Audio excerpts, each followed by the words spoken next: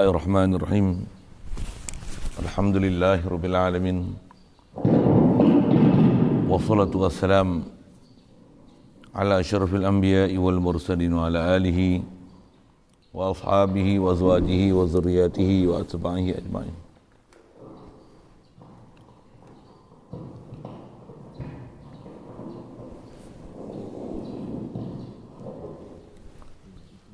Subhanaka la ilma lana إلا ما علمتنا إنك أنت العليم الحكيم لا حول ولا قوة إلا بالله العلي العظيم رب اشرح لي صدري ويسر لي أمري واحلل عقدة من لساني يفقه قولي اللهم افتح علينا بفتوح العارفين بك اللهم اجعلنا من الذين يستمعون القول فيتبعون أحسنه اللهم علمنا بما جهلنا وانفعنا بما علمتنا وزدنا علما نافعا يا رب العالمين ربي أعوذ بك من همذات الشياطين وأعوذ بك ربي أن يحضرون وأعيذ نفسي بالله العلي العظيم بسم الله ما شاء الله لا يسوق الخير إلى الله بسم الله ما شاء الله لا يصرف السوء إلى الله بسم الله ما شاء الله ما كان من نعمة فمن الله بسم الله ما شاء الله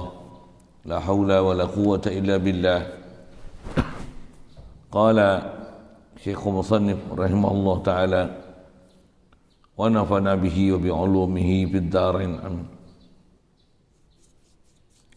Kitab kita pakai muka surat 9. Baca Bismillahirrahmanirrahim.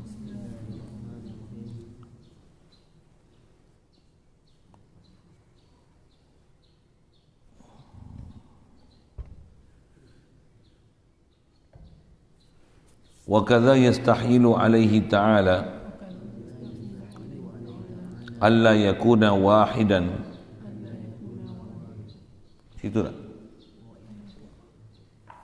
ألا يكون قائما بنفسه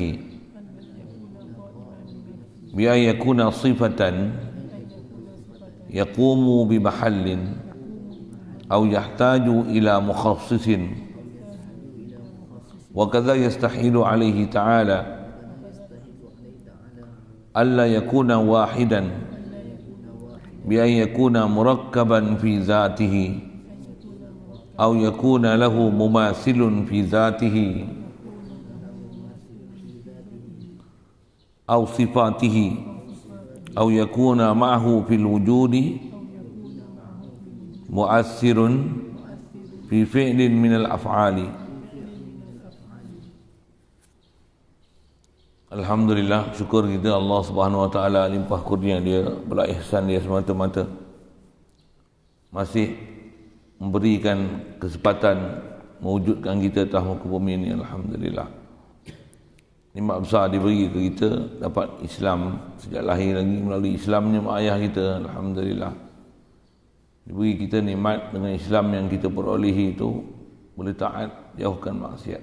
Alhamdulillah, nikmat besar lagi Allah Ta'ala beri kita ada kesedaran nak belajar macam mana nak dapat iman di hati, macam mana boleh membenar dan mengiyakan Allah Ta'ala sebagai ilah dan mengenal Rasulullah. Alhamdulillah, syukur pada kita, pada Allah Ta'ala diberi kat kita ada keinginan, kehalubaan nak hidup cara Islam, nak dapat kesempurnaan pengetahuan Islam, kefahaman Islam, supaya benar-benar kita hidup ni sebagai orang Islam, benar zahir syariat Islam, benar batin kita sebagai orang mukmin, orang yang ada iman, tasdiq, yakin pada Allah Ta'ala. Dengan yakin apa sepatutnya kita kena yakin pada Allah Ta'ala, yang kita kenal siapa makhluk, siapa Allah Ta'ala. Dengan itu dapat kita mentauhidkan Allah Ta'ala. Alhamdulillah, syukur diberi pada kita keupayaan pagi ini boleh hadir untuk solat subuh berjemaah, berada pula dalam satu majlis yang sangat mulia untuk kita meneruskan bacaan daripada kitab Matan Ummul Barah ini, insya-Allah. Alhamdulillah. Kata musannif rahimahullah ta'ala, wa kadza yastahilu alaihi ta'ala alla yakuna qa'iman bi nafsihi bi an yakuna sifatan yaqumu bil mahallin au yahtaju ila muqassisin, asal terjemah. Dan begitu juga mustahillah atas Allah Subhanahu wa taala keadaan dia tidak berdiri sendiri, dengan keadaan dia adalah sifat yang berdiri dengan zat, dengan tempat. Tempat tu maksudnya zat lain untuk berdiri atau berhajat kepada yang menjadikannya. InsyaAllah kita nak sambung ni, nak meneruskan perbincangan mengenai sifat yang tak sepatutnya pada Allah Ta'ala. Antara apa yang disyarah oleh ulama, wajib kita mengenal Allah Ta'ala, wajib ma'rifatullah, adalah ma'rifahkan apa yang sifat wajib, apa yang wujub pada Allah Ta'ala, apa yang semestinya pada Allah Ta'ala. Begitu juga antara perkara yang wajib dalam bab ma'rifatullah ni, kita mesti kena kenal apa yang mustahil, apa yang nama istihalah, apa yang mustahil pada Allah Ta'ala. Itu bahasa Melayu lah, yang ambil bahasa Arab pun. Perkara yang tak sepatutnya pada Allah Ta'ala. Antara yang kita wajib belajar juga adalah apa yang harus pada Allah Ta'ala. Pada Allah ni mesti kita kena kenal sungguh, supaya bila kenal ni hati-hati kita akan hadir ke Allah Ta'ala, dan tak ada apa yang kita buat ni melainkan hanya paling besar sekali ingatan kita, sedaran kita, precaution kita hanya pada Allah. Siapa yang kenal Allah Ta'ala ni nak tengok tanda tak tanda dia, sejauh mana dia ingat Allah, sejauh mana dia ingat Allah, tauhid ke Allah, rujuk ke Allah, sejauh itulah tinggi iman dia pada Allah Ta'ala. Jadi kita nak semak iman kita, tengoklah sejauh mana kita boleh hati hadir ke Allah Ta'ala. Orang yang tak hati hadir langsung Allah Ta'ala inilah orang-orang yang kita khawatiri, na'udzubillah, orang istilahnya tak ada iman. Pasal apa? Tak pernah hadir dalam hati sanubari dia Allah. Maksud tak hadir tu, dia tak pernah sedar, tambah tak pernah belajar perkara yang berkaitan dengan ketuhanan tu, dan bagaimana kaifiat untuk mensedarkan diri kita ni dengan Allah Ta'ala. Kadang kita belajar tauhid, tapi kita tak belajar bagaimana kaifiat nak capai tauhid. Kadang kita belajar ilmu tauhid, tapi kita tak belajar bagaimana tata cara untuk latih tubi supaya benar-benar dapat merealisasikan tauhid, dapat merealisasikan tasdiq, merealisasikan iman kita, membenarkannya kita ke Allah Ta'ala ni yang dia adalah ilah. Jadi antaranya bab ilmu kena mengaji macam mana nak faham konsep ilah tu, yang Allah bila dia ilah. Ni kita nak sambung belajar apa dia, bila Allah dia ilah, tentulah dia sempurna. Antara kesempurnaan dia mestilah dia qaim bi nafsih. Itu kita belajar bab wajib. Tentulah bila dia qaim bi nafsih, mustahil bahawasanya dia tak qaim bi nafsih. Lawan dia lah. Kalau dia tak qaim bi nafsih, ada dua istilah. Apa dia? Dia qaim bi mahal ataupun qaim bi mukhassis. Istilah Allah kalau dia tak berdiri sendiri, dua istilah yang terlazim daripada tak berdiri sendiri. Apa dia? Allah bila tak berdiri sendiri, maksudnya dia perlu pada mahal, perlu pada tempat untuk dia berdiri, dia berada di situ. Kewujudan dia terhenti di atas, ada satu zat lain untuk wujud dia. Kalau Allah Ta'ala ni tak berdiri sendiri, yang tu yang istilah dia bi'an yakuna sifatan yaqumu bil jirmi. Mustahil Allah Ta'ala ni dia hanya sifat, yang sifat ada di jirim. Mustahil. Allah bukan sifat. Itu pun kita sebut berapa kali dah. Bila sebut Allah, nama khas bagi zat. Itulah bahasa. Bahasa Arab ni antara yang kita nak faham khasnya dalam perjalanan syariat. nak kena faham bahasa, konteks bahasa Quran, hadis Nabi bila sebut fa'alam annahu la ilaha illallah, kena yakin bahasanya tiada lah ilah melainkan Allah. Bila sebut Allah, mesti murad dia adalah zat yang bernama Allah. Itu tempat rujuk, tempat kita nak jadikan reference kan.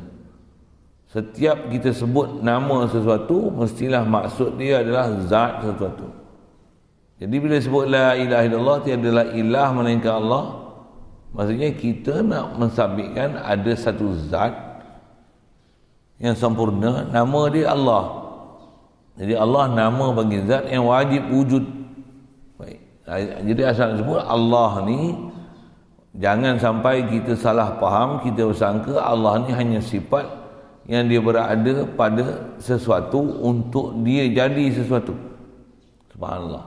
Fahaman ni yang memang terkeluar daripada ajaran Islam, bahkan fahaman ni fahaman Kristian. Antara pahaman mereka mengiktikadkan Allah Ta'ala ni sifat. Atau istilah mereka panggil Allah Ta'ala ni Roh Kudus. Jadi ada Tuhan Mak, Tuhan Bapa, Tuhan Anak. Ada yang kata tiga tu memang tiga barang. Seingatnya kalau dalam Quran sendiri Allah Ta'ala sebut, dalam Kristian ni ada tiga kaul, tiga mazhab besar. Bahkan dia berpecah kepada 72 mazhab. Pahaman akidah dia sesat 72. Pahaman dia berpecah pada 72, satu betul. Pahaman pengikut Muhammad sallallahu alaihi wasallam ni berpecah 73, satu betul. Bani Israel, kitab Nabi Musa pecah 71, satu betul. 70 out. Kita 73, 71, 72, 73. Nabi Isa 72 semua. Satu je betul. Jadi antara pahaman tak betul Kristian ni, dia kata Tuhan ni tiga. Ada Tuhan Bapa, ada Tuhan Mak, Tuhan Anak. Ada yang kata tiga ni sebenarnya bukan tiga, sebenarnya satu. Tapi dia berubah-ubah. Waktu keadaan asal dia Roh Kudus. Lepas tu Tuhan Mak ni apa? Telah menjelma ke dalam Siti Maryam. Kan jelma dalam Siti Maryam. Jadi perlu untuk ada Siti Maryam untuk dia ada. Itu yang bagi Tuhan Mak.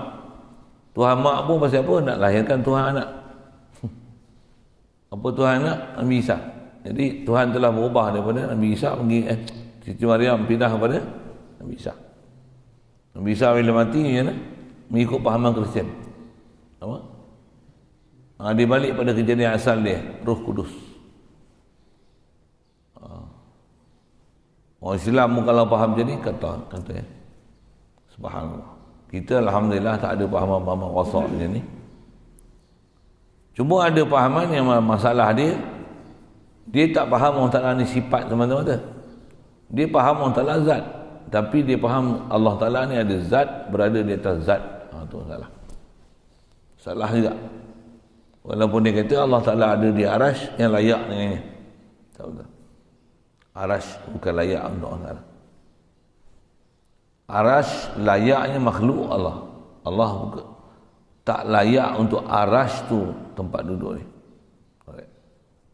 Tak layak ni bukan tak layak dia atas faktor adat, tak layak. Patutnya lagi besar pada arash. Tak betul juga. Tak betul juga. Jadi tak layak tu dengan makna mustahil. Mustahil pada Allah Ta'ala dia berada di atas. Mustahil.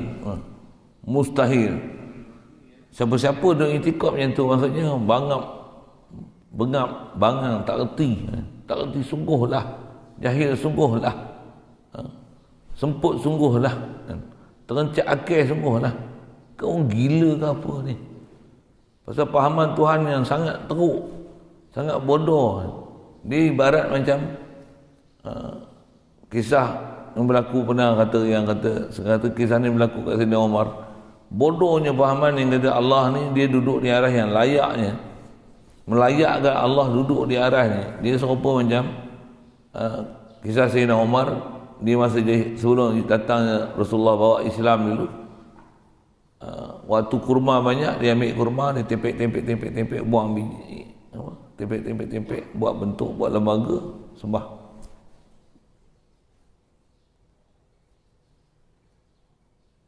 Betul? Dia sembah kepada Tuhan. Padahal buah kurma. Bila lapar, jangan kopek buah kurma yang lekat-lekat tu. Ada dia konyah terus, dia rendam air lagi lembut ya. Ini pasal. Tapi apa jadi? Tuhan dia kena makan dengan dia. Tuhan dia kena makan dengan dia. Jadi sama pahaman Wahabi kat situ. Dari sudut dia mengiktirafkan benda yang tak sepatutnya. Mengatakan Allah duduk di aras yang selayak dengannya. Layak ke Allah Ta'ala ada di aras? Macam mana tak layaknya Tuhan yang disembah tu, dia yang sembah, tu dia kopek, dia makan Tuhan dia. Itu Tuhan yang selayaknya untuk jadi Tuhan. Saja saya nak tunjukkan bengapnya tu, cara berfikir tu. Sedangkan tak ada ulama kita yang syarah di atas akidah yang sahih, di atas tafsiran yang sahih, di atas pendapat yang sahih, di atas huraian yang sahih, melainkan kata yang tu adalah perkara mustahil pada Allah Ta'ala. Jadi antara mustahil pada Allah Ta'ala bahawasanya dia sifat yang berdiri di mahal. Maksudnya mustahil Allah Ta'ala dia sifat berdiri pada tempat. Maksud tempat ni zat lain untuk dia berada di situ. Macam mana pahaman Kristian tadi, saya bagi kisah situ senang. Berlaku transaksi daripada Roh Kudus, Siti Maryam, lepas tu ke Nabi Isa, lepas tu balik pada Roh Kudus. Yang ni memahamkan seolah-olah Tuhan ni sifat. Kalau bahasa mudah, kalau susah nak faham sifat tu, macam jin ya, macam apa? Saat masuk ke orang ni, saat masuk ke orang ni, lepas tu balik pada alam jin dia. Dia faham saya apa? Boleh? Macam tu Tuhan. Subhanallah. Kelakarnya sebut Tuhan gitu. Orang yang tak faham bab ketuhanan ni, kita tengok sebenarnya kelakar, tapi pada dia itu adalah akidah orang yang pakar. Orang Yahudi, orang Hindu, kita tengok dia macam mana? Pakar ke kita? Kelakar ke pakar? Pada dia pakar. Wahabi macam ni. Haji sebut Wahabi macam apa? Pasal Hindu, ada orang Melayu nak ikut Hindu, tu memang bengap gila kan. Ada video lah ni kan, dalam seminggu ni ada video tersebar yang satu orang tak clean, dia cakap Tamil, kata ramai orang Islam dia berkahwin dengan orang Melayu Islam, lepas tu dia telah murtad kan, jadi Hindu. Ada yang kata yang cakap tu dia clean Indonesia, bukan ke Indonesia lah, tak kira apa pun. Dari segi ada, memang ada. Kita pun tahu mufti kita ni, mufti Harusani kita ni dulu pun dah dedahkan, bukan saja bab Hindu, bab Kristian ni pun orang Islam yang telah dibaptiskan, itu istilah ni mana, telah berjaya dimurtadkan apa ramai. Lepas tu dimurtadkan ni bukannya dia orang biasa-biasa, jadi apa? Tak tahu. Jadi padri. Murtad tu bukan jadi orang Kristian biasa, jadi padri Kristian. Jadi mubalik Kristian. Jadi sister Kristian yang duduk dekat gereja-gereja dia. Maksudnya, level dimurtadkan tu sampai jadi cendia kawan pada pahaman mereka. Jadi kita belajar akidah, sekalipun kita tak ada rosak macam tu, tapi jaga jangan tak tahu ada orang rosak sampai tahap tu. Na'udzubillah. Jadi mustahil Allah Ta'ala ni sifat berdiri di zat. Apatah lagi begitu juga mustahil dia dah zat tapi perlu pada arash untuk dia duduk. Subhanallah. Ya, jelas tu rasanya. Kita sebut ni atas prinsip yang dah disebut kan dalam Quran. Jadi ulama kita buat rumusan macam ni kan. Jadi kalau nak bincang dalil dia macam-macam. Macam-macam. Ada orang kita dah cerita macam ni, dia tetap berdalil. Kata dia, saya tetap yakin Allah di atas arasy. Firman Allah Ta'ala surah Taha misalnya ni, Ar-Rahman 'alal 'arsy istawa. Orang cerita banyak kali istawa tu bukan makna berada, istawa tu bukan makna berada, istawa bukan makna berada. Makna berada tu tak layak sepatutnya untuk Allah Ta'ala. Walaupun nampak arash ni satu benda yang mulia, hebat, tapi bukan itu menunjuk dan melambangkan dan mengiktikadkan supaya kita mengiktikadkan bahawasanya hebatnya hebatnya tu dalam bentuk punya tu, duduk di aras tu hebat. Subhanallah. Hebat Allah Ta'ala ni adalah tanzihkan dia daripada apa-apa keberhajatan dia pada makhluk. Itu pun hebat. Itu pun hebat. Jadi kepala otak ni dia kena bagi betul. Pasal ada ramai manusia yang kepala otak dia, cara berfikir dia tak betul. Satu antara kita belajar ilmu tauhid ni, belajar hukum akal dulu. Bagi kepala otak tu betul. Cara berfikir betul. Zaman ni lebih lagi, zaman orang duk hujah dengan Quran dengan hadis, dengan pendapat. Habis-habis dia kantoi dengan pendapat dia. Kalau tak dalam bab tauhid pun, misal apa dia bab pendapat ni, kan duk pening-pening itu tak boleh jemaat, dia kata apa? Jemaat boleh 13 orang je. Itu pendapat lah. Itu katalah ada satu jantan kuasa tak datang, 12, sah tak sah jemaat?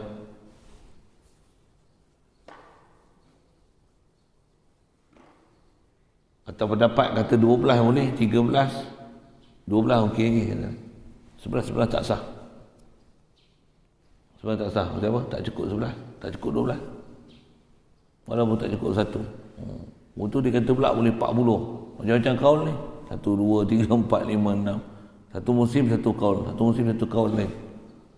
Waktu sampai satu tahap ada bagi berapa? 40 orang ni masuk yang tuan kuasa atau tak masuk yang tuan kuasa. Dia tak cerita syarat-syarat lain, dia cerita tu kan. Allahumma salli wa sallim ala. Jadi bila dia kata cukup 40 orang boleh buat jemaat, masjid, surau apa semua boleh. Nak cerita apa? Itu kan kata 13 atau kau kata 12. Ni 40. Oh, itu fatwa lain, ni fatwa lain. Itu 12 sah. Ni okey baik. 40 ni itu satu tak cukup seorang. Sah tak sah. Oh, yang itu. Kedah kita kan sedang bila 40 tu syarat. Bila katalah sampai tahap darurat, bukan buat jemaat gede-gede. Bukan kedah dia buat jemaat gede-gede. Betul tak? Oh, ialah, tak boleh buat. Kalau duit tak ada nak kahwin dengan orang, takkan pergi gede-gede kahwin dengan lembu. Payah nak bagi tunjuk cara berfikir yang senang kan. Boleh faham saya cakap apa? Dah tak boleh buat jemaat yang benda besar, dah memang tak sah pasal tak ikut prosedur. Apa dah ni? Yang zuhur ialah. Dah tak boleh kahwin dengan orang. Susah kahwin lah kan. Takkan kahwin dengan lembu. Takkan gede-gede nak buat jemaah juga sedangkan tak cukup syarat. Boleh faham dia apa? Kau duit tak cukup kahwin lembu, dia cari keran lautan kahwin. Keran. Cara berfikir tak betul. Saja saya sebut, saya kasar sikit lah kan. Tujuan misal itu bagi cerdik, itu je. Orang yang cerdik ni dia punya faham betul. Senang, insya-Allah tak susah, bukan susah pun.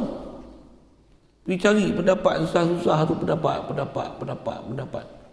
Kalau ada pendapat pun, disiplin pendapat tu kena betul. Pasal macam mana dia orang damalan ni kan dia orang sibuk hadis sahih. Ni hadis dhaif, ni hadis maudhu'. Pendapat pun ada sahih, ada maudhu'. Kalau ada sahih pun, dia sahih ni ada asah lagi. Yang kita duk belajar selalu yang 40 ni pendapat apa?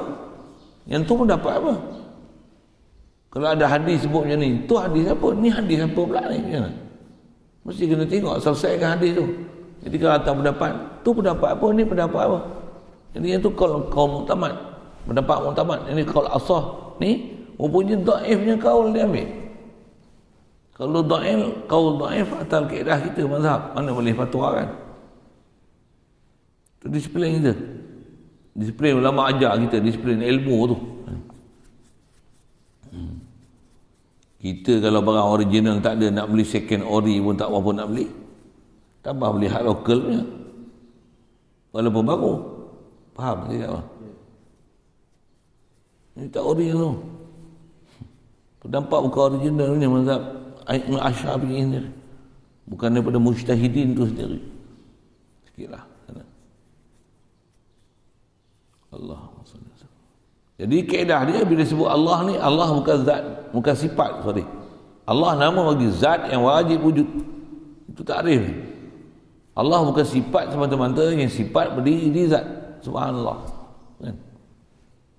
Satu. Dan Allah Ta'ala wa kadza yastahilu alaihi ta'ala ala yakuna wahidan aw yahtaju ila mukhassisin. Begitu juga mustahil Allah Ta'ala ni berhajat kepada yang menjadikan. Kalau Allah Ta'ala berhajat pada menjadikan, istilahnya dia tak qaim bi nafsih, tapi dia qaim bi mukhassisihi, musahhihi. Dia berdiri sendiri dengan siapa yang mukhassisihi, siapa yang mukhassiskan dia, siapa yang menjadikan dia. Tentulah dia bukan Tuhan yang menjadikan dia Tuhan. Kalau yang menjadikan dia Tuhan tu pun macam tu juga. Sebelum dia lah Tuhan, macam tu faham Tuhan. Subhanallah, subhanallah, subhanallah. Baik. Mudah itu kalau ikut nak faham. Prinsip dia macam mana qaim bi nafsi ini dah mengaji bagi faham sampai kiamat. Syarah ulama macam inilah syarahan dia. Antara bahas dalam ilmu pun ini lebih kurang sekali lalu bahas dalam bab qaim bi nafsi, dua makna besar. La yakun, kalau sebut kata Allah qaim bi nafsi, mesti mustahil dia qaim bil ghair, bi zatil ghair, bi ma siwa Allah, kan? Dengan selain pada Allah Ta'ala. Dia berhajat pada makhluk macam tu. Yang tu kalau maksud tak boleh sendiri. Subhanallah. Pada Allah Ta'ala, subhanallah, subhanallah. Dia ilah, dia ghani, dia ghaniul mutlaq, maksudnya terkaya, maksudnya tak hajat pada sesuatu. Pasal apa? Pasal dia ilah, mana boleh dia mungkin hajat pada sesuatu. Yang hajat ni makhluk. Arash pun hajat ke Allah Ta'ala. Ya. Tu sipir kita tu tak faham kena perhati kan. Bab tauhid ni dia boleh jadi sesat tanpa disedari. Satu ulama kita hidup dengan penuh ada sifat keprihatinan, berjaga-jaga supaya jangan rosak akidah kan. Jaga sangat benda-benda tu, halus-halus itu, bahasa yang digunakan, i'tiqad, supaya jangan salah apa-apa kefahaman, khasnya dalam bab ketuhanan, dalam bab i'tiqad macam ni. Baik, jadi Allah Ta'ala mustahil di atas kita faham mustahil bagi dia berhajat pada siapa yang menjadikan. Waktu memang siapa faham itu bengong semua lah. Mudah tak lah pada kita. Cuma di situ kalau ikut faham ada mukhassis tu, dia macam ulangan makna qadim. Allahumma salli alaihi wasallam. Macam ulangan kan, tak ajak pada yang menjadikan Allah sedia, maksudnya dia memang sedia, dia tak berhajat siapa yang menjadikan dia. Dari segi makna ada memang makna qadim di situ. Apa dia? Allah Ta'ala tak berhajat pada yang menjadikan. Pasal dia lah yang menjadikan satu, takkan dia berhajat pada yang menjadikan dia. Subhanallah, subhanallah, subhanallah. Jadi cuma kalau bab qadim dah qadim sebut, yang ni sebut pasal apa sebut macam dua kali. Kalau ikut antara ulama dah bahas dah jawab dah pun dalam bab ni, dia kata disebut dua kali tu pasal berbeza iktibar. Kalau bab qadim nak iktibar tahu mana? Nak iktibar salbi kan. Apa dia? Tak ada permulaan pada Allah Ta'ala. Sini antara makna yang dikenaki daripada qaim bi nafsih tu la yahtaju ila mukhassis, tak berhajat pada mukhassis. Yang ni adalah nak pandang dari sudut mustahilnya ada keberhajatan. Yang itu qadim tu, yang tu pandang pada sudut mustahilnya ada permulaan. Boleh? Faham saya sebut apa? Satu kadang-kadang ada satu isu tu di atas lain topik boleh dihubung kait dengan dia disebabkan dia ada sesuatu untuk dihubung kait dengan bab sebelumnya, bab kaitan dengan dia sikitlah gitu. Jadi asal nak sebut makna yang kedua yang mustahil itulah, yang kata mustahil Allah Ta'ala berhajat pada mukhassis, pada siapa yang menjadikan dia. Subhanallah, subhanallah. Betul, bodoh sangatlah pahaman ni. Setahu saya kalau orang kafir pun yang cerdik sikit lah kan. Bukan orang kafir, orang kafir, orang awam ni. Tak faham tu lah. Orang kafir yang cerdik sikit. Maksudnya dia jadi ketua, dia jadi pemimpin. Yang bila sebut kafir contoh pun, contoh kafir yang sembah berhala misalnya. Dia sembah berhala tu, dia bukan sembah diri berhala tu. Dia pun cerdik. Dia tahu apa? Itu lah patung lah. Kita bukan sembah patung je mah. Patung lah. Patung mau bikin apa sembah, kita pun bikin sama dia mah. Cina pandai. Kita sembah itu Tuhan olimnya. Ini patung letak depan saja mah. Kedah kita letak depan tak? Kita lagi murni pada dia. Kita lagi murni akidah pada dia. Dia boleh dia melayakkan Tuhan yang dia nak buat mana pada anggapan dia, perut buncit dengan misai tebal, duduk macam ni. Lain agama, lain punya lukisan itu. Lukisan itu macam tu Tuhan. Jadi itu bukan betul-betulnya, itu saja kita bayang Tuhan ini macam supaya baru kita ada perasaan takut sama itu Tuhan. Contoh kan. Macam tu, subhanallah, subhanallah, kita tak diajar je. Bukan macam tu kita dah ajar. Baik kita kalau kata tak sampai tahap bodoh macam tu hal. Tapi ada orang duk intikad bodoh salah. Apa ni? Allah duk tak arah. Memang bodoh. Tak ada bahasa nak sebutlah. Dalam masalah nisbahnya tu, dia qaim bi arash. Dia berdiri di arah, berada di arah, duduk di arah. Bahasa yang dipakai bersemayam di arash. Bersemayam kalau faham dengan mana duduk dan berada, bodoh gila, salah besar, wajib syahadah lain tu. Alhamdulillah. Baik.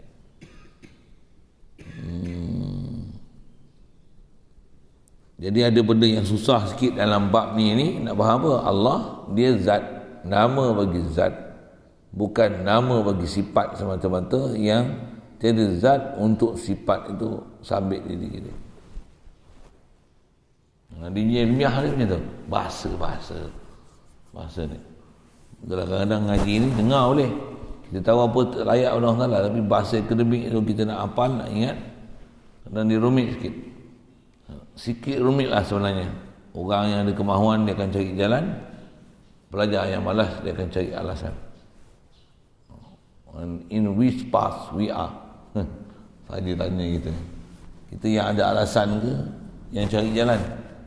Bagi duduk tempat yang ada jalan, tempat yang cari jalan. Jangan cari tempat untuk bagi alasan. Dengan sebab itu kita cuai dalam belajar.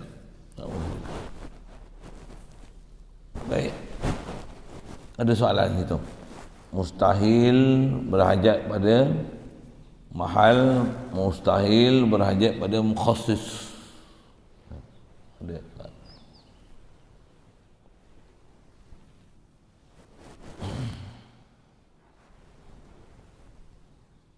Baik, kita satu je hari ni. Ringkas saja kita mengaji begini. Padahal volteh jauh jalan, masa singkat dia hilang keupayaan banyak sikit kan. Mudah tak sihat kita balik. Sambung kemudian nanti. Sambung nanti insya-Allah wa kadza yastahilu alaihi ta'ala ala yakuna wahidan. Mudah kita faham prinsip tanzih Allah tu yang bila sebut subhanallah ternafi pada dia, mahal tadi pada dia, berada atas aras ternafi pada dia. berhajat pada yang menjadikan. Subhanallah, subhanallah, subhanallah. Jadi subhanallah tu supaya satu alat perkakas untuk subhanallah, maha suci orang Taala. Nyah kan, nyahkan pahaman yang salah. Subhanallah ni saya ngaji ada guru buat misal, saya tak pernah sebut lagi rasanya. Apa dia? Subhanallah ni, lapan subhanallah ni dia nisbah nak cuci kotoran, dia lagi power daripada kelorak. Contohlah, contoh. Kelorak pun nisbah kotoran yang boleh tukar, boleh ditanggal dengan kelorak kan. Maksudnya dia adalah satu perkataan paling power untuk mensuci, nak bersihkan Allah Ta'ala daripada tak sepatutnya. Dia adalah satu, kalau nak sebut dengan nisbah benda, benda metafizik, ada benda ni, dia satu benda yang boleh menyuci semua kotoran. Subhanallah ni apa? Satu perkataan yang boleh menyucikan apa salah faham. Subhanallah, apa pun tak layak subhanallah. Subhanallah. Subhanallah. Subhanallah ni satu ekspresi besar dia ajar oleh Allah Ta'ala. Untuk kita ungkapkan perkataan tu dengan mengosongkan apa-apa yang terlintas dalam waham kita, apa bentuk persamaan yang tu menggagalkan tauhid kita. Jadi insya-Allah sambung tu wajib orang Ta'ala wahdaniyah mustahil berbilang. Ada bab besar tu nak bincang satu, nak sambung pun saya berhenti tengah jalan. Mustahil berbilang sudut zat, sifat, af'al. Bab selalu saya sebut milik. Yang ni pun bab besar nak faham dalam bab akidah. Gagal bab sini, gagal bab lain. Gagal bab lain. Satu faham sipir ni, Allah Ta'ala akan fahamkan bermacam-macam sipir lagi yang sepatutnya kita kena faham, tapi data akidah yang betul Allah Ta'ala mudahkan kita untuk faham apa yang sepatutnya, insya-Allah. Ada lagi soalan? Baik. Ada tanggung dulu. Bismillahirrahmanirrahim. Allahumma nawwir qulubana min nuri hidayyatika kama nawwartal arda min nuri syamsika wa lana bala bi rahmatika ya arhamar rahim. Warzuqna fahman nabiyyin wa hifdzal mursalin wa ilhamal malaikatil muqarrabin wa salam ala jami'il anbiya'i wal mursalin. Allahumma salli afdal as-salati ala asadi makhluqatika sayyidina Muhammad wa ala alihi wa sahbihi wa sallim ala ma'lumatika wa bidari kalimatika. اللهم صل أفضل صلاة على أسد مخلوقاتك سيدنا محمد وعلى آله وصحبه وسلم عدد معلوماتك ومداد كلماتك كلما ذكرك الذاكرون وغفل عن ذكرك الغافلون. اللهم صل أفضل صلاة على أسد مخلوقاتك سيدنا محمد وعلى آله وصحبه وسلم عدد معلوماتك ومداد كلماتك كلما ذكرك الذاكرون